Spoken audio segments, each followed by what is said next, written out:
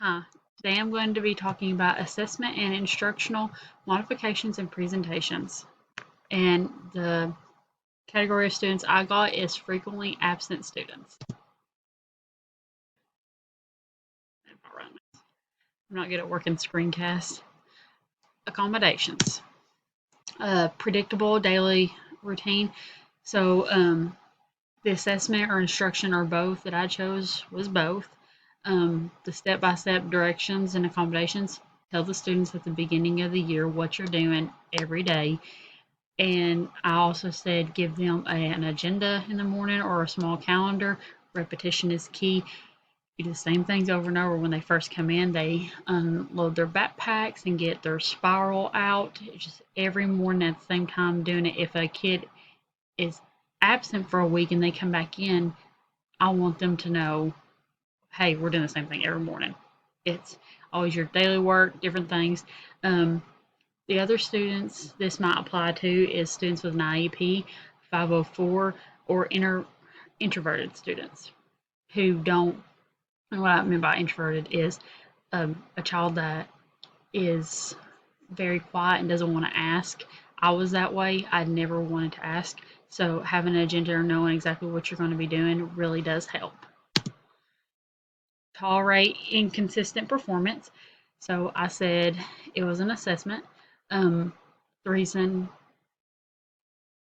okay, I'm sorry, step by step accommodations. The reason I chose this is because you have to understand that even though the student is coming in late constantly or not showing up at all, it's not ideal, but it is not ideal, but you must work with what you've got. There is no point in fussing about it or pausing class time.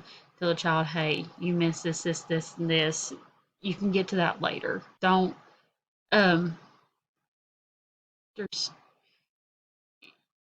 there's no point in getting mad about it. And a lot of teachers, I feel like, get hostile and stuff, but they don't know the home situation. And you have to be open minded to a lot of kids. Don't always have rides. They can't help it if their parents don't have a reliable car, and it's not their fault. So I feel like tolerating inconsistent performance is a good accommodation to have in a classroom. I would like to have that in mind.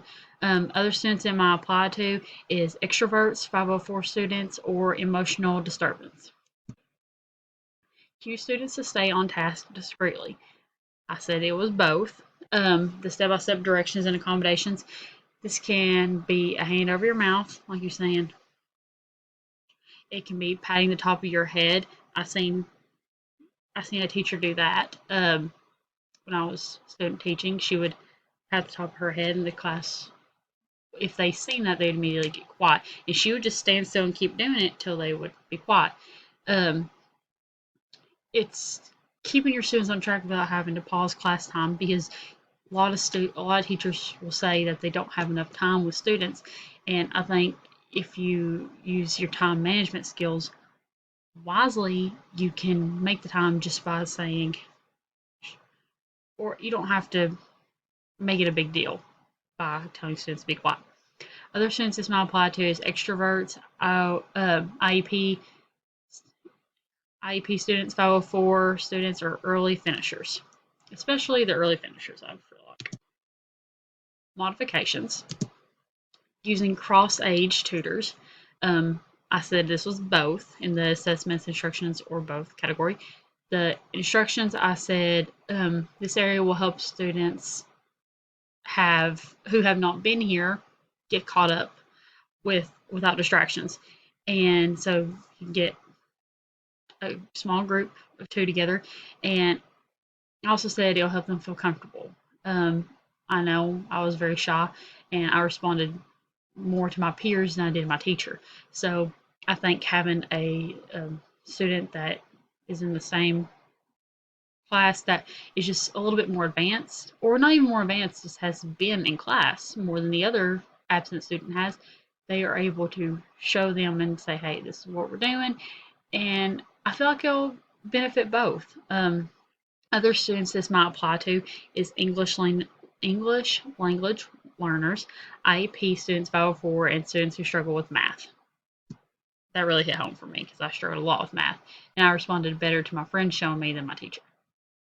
a special study area. This kind of coincides with the one I just mentioned about having two students come together. Um, I said this was both. I said the instructions or directions is this area will help the students who have not been there to get caught up without distractions. This will also help them to feel comfortable where they are instead of going out in the hall to finish their test. So what the students will do is I will have a little, if I was a teacher, I would have a corner in my room that just a little quiet area, like maybe put like some bookshelves on either side of it where they have like one little entrance, and they go over there to study, have quiet time, get caught up with things they need to get caught up with. I know as a child I had to step out in the hall to take a test if I didn't finish it, or they would pull a desk out in the hall. Um, but I think the special study area would be really good for students. It would apply to English language learners, IEP 504, and students who struggle with math. Um, I said this was instruction for the assessment instruction or both. Um, I said oh, I'm sorry, its content is at students' reading level. That's my bad. I totally missed that. Um, Basically, the modification is any text you read, it's at the student's reading level. Um, I said this because it makes the students feel good. So, like when they go to read an AR book, they always choose ones that they understand and they can read. Um, and they catch on, they enjoy reading it more. So any book that I would read to the class, I would make it their reading level. A teacher that I sat with, she would read to the class, but they also had the same book, so they would follow along and like sometimes read for her and stuff like that. And it was always at their reading level. It was never too advanced or never a little bit below. And if like a modification for that would be if there are students that have a little bit harder time, you could do a happy medium. You could do a book that is a little bit below the reading level for more the advanced students, but then it will help the ones who struggle to read. It'll help them to read a little bit better and stuff. You can just basically modify it to whatever group you're reading with at the time. It's a really cool concept.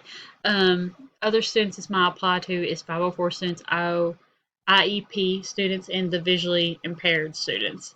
I chose the visually impaired students because my thought process was students who are blind can't read, like they can't read with their eyes.